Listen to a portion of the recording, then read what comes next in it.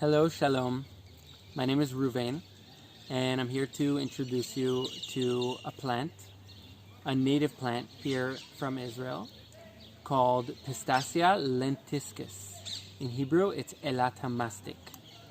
A little bit about myself. I am originally from the States, and right now I live here in Israel in the center in a kibbutz called Nan, which is where we are now, near Rehovot. And I am a student of naturopathic medicine and clinical herbalism. And let's go on the walk. I'll show you the plant. And it's right here next to me, as you can see. It's a native plant to the Middle Eastern region and to Israel. And it's a evergreen bush that grows between 3 to 5 meters tall. You can see that this one has some height. It's just about 2 meters, not so tall. And it grows anywhere between the mountains to the ocean and in between in any type of soil. It can be disturbed soil. The plant is, okay, so botanically, let's come closer to the leaves. The leaves are alternate, leathery. You can't feel them, but I could. And you can kind of see the thickness of it, kind of like juicy leaves. And compound paripinnate leaves, which means that the end of them, they end in 2 leaves. It's symmetrical. So it doesn't end in 1, it ends in 2. And that's important because I'll discuss in a minute about a possible look-alike that also grows in these areas. The family is the Anacardiaceae family, which is the same family as mango, cashew, poison ivy, and of course the pistachio nut, like that we all eat. I said it's native here in Israel. The flowers, which flower in March, April, are very small with 5 stamens that stick up out of them. I don't have them here to show, but I'll try to find a picture online and add that to the video. And medicinally, the parts used of this plant are 1, the leaves, and 2, the sap and the resin, which is harvested at the end of the summer. And actually, it's its most concentrated and will give the most quantity after a long and dry summer. So it's a really good plant fitting for the Middle Eastern region, obviously. And the way you extract the sap here is, I have not done it. I've just read about it. And according to Mina Farhan, who's the founder of Alim, I think it's called, Elam, which is the Herbalist Association in Israel. She explains that you make a vertical cut on the branch or the trunk, the main trunk or a branch, and the sap will seep out, and you wait 20 days for it to seep out and then dry, and then you harvest it. Again, I have not ever done it yet. I do plan on doing it sometime in the future, and for all of you who do plan on doing it, remember to harvest consciously from well-established trees and not too much from the same branch or from the same tree or bush as it is. The other aspect that's used is the leaves. Now the medicinal compounds, or at least the identified medicinal compounds in this plant, are tannins and the sap resin. So the tannins are found mostly on the leaf. It's also in the sap, and obviously it doesn't have that sap resin medicinal quality, like you will get from cutting the actual branch. A little bit about. Okay, first of all, a look-alike is the Pistacia terebinthus or Pistacia palestinia. Palestinia is in Eretz Israel. And the way to identify it, it also has these kind of red stems that you see, and it's a low bush. The way to identify it is that it it doesn't have the parapinnate leaves at the end. It only has one leaf at the end, so it ends in only one. And again, I'll post a picture of that so you could recognize the different ones. A little bit of the history. The word mastic, elata mastic, comes from the Latin word masticare, which means to chew. This has an ancient history of being chewed as a gum for pleasure as well as medicinal uses. It's cultivated as a spice in an island in Greece called Chios. There are ancient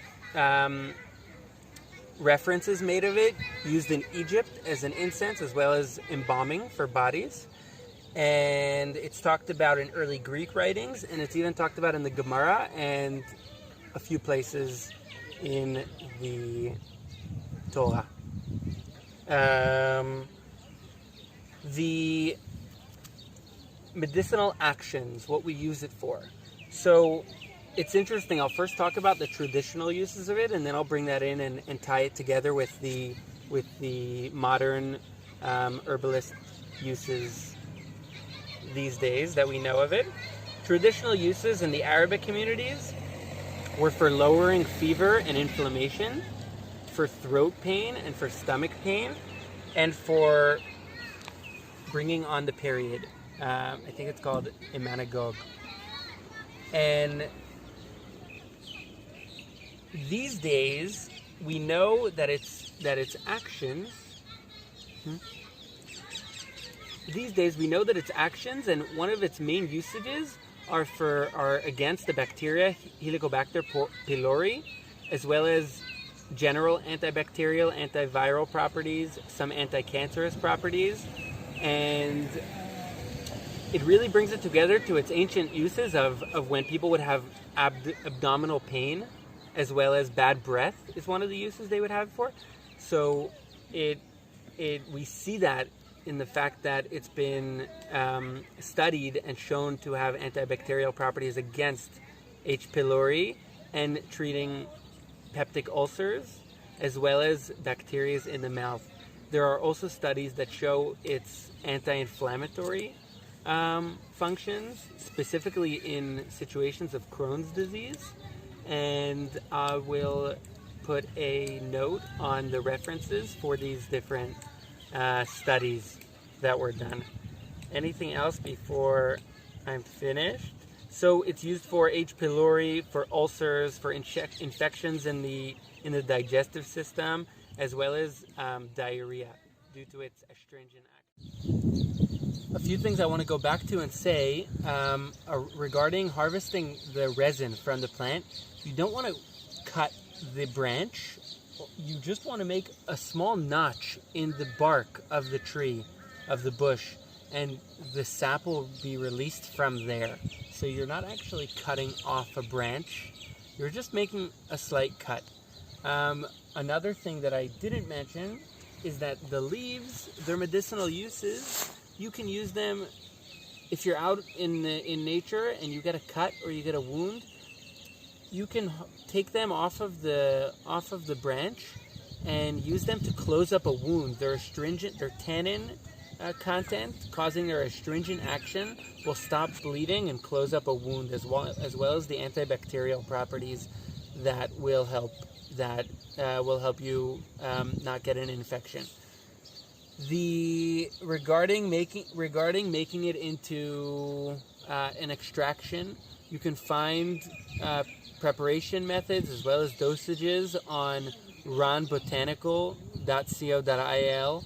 I'll send a link for that in the notes, and you'll see as well there as well is a plant monograph, and you can go over all the information they have there in case I missed something.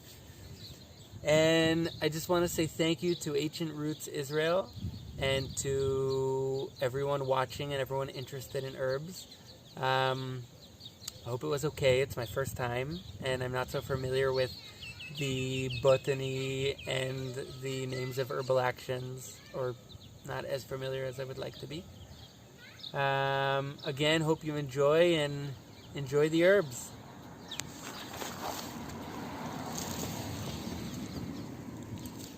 Elata Mastic.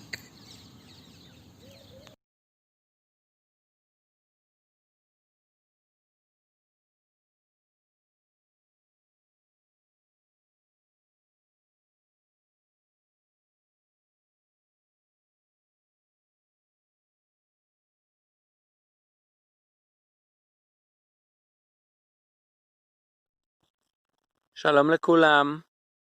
Hello everyone. Today is Friday, June 26th. I am now in the north of Israel, near Betzet, near Nachal Betzet. And in this beautiful forest, I found a species of Pistacia lentiscus. And you can see the red stems and the parapinnate leaves ending in double, as opposed to blah blah blah blah here. Looks similar. It has berries, slightly red, but ends in one leaf. Anyway, what I wanted to show you is something else. Here is a beautiful old specimen. You can see it kind of grew and bent over. And without cutting into it, I just come close to the bark. Gotta watch out for snakes and scorpions, but see a little bit of resin. I'm actually chewing on some right now. You can kind of hear me. And there we go. I just picked that up off the tree. There's a little bit more in my hand here. Here is some more. Here's more. Of course, it's the tree's natural defense system. So even without cutting the tree, it's going to be some places. There we go. Look at that. The taste is strong. Delicious. Anyway, that's a check-in real life. Scavenging and collecting of the sap. Just a little bit to taste it, to bring, to share with my friends that I'm here with. Shabbat Shalom. Happy I was able to show you that.